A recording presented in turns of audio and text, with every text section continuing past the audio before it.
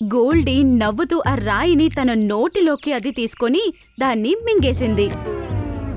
మరుక్షణమే తన యొక్క నవ్వు ఆగిపోయింది మరియు తన యొక్క శ్వాస కూడా ఆగిపోయింది.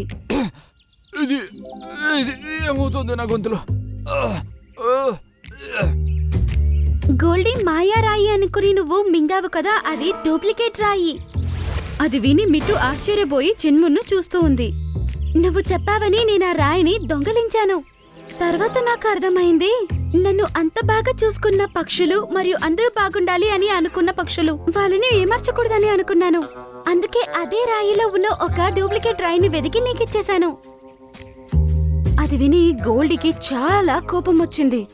కానీ దాని గొంతులో రాయి తగులుకుంది. దానివల్ల అది ఏమీ చేయలేకపోయింది.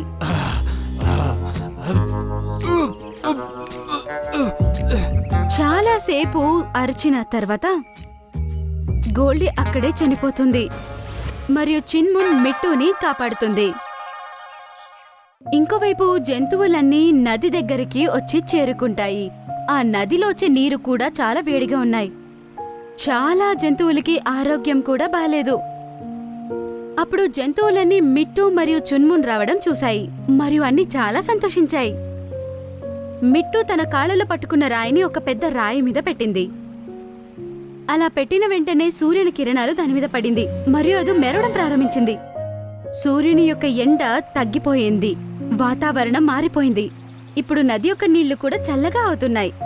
జంతువులన్నీ ఇప్పుడు చాలానే సంతోషించాయి.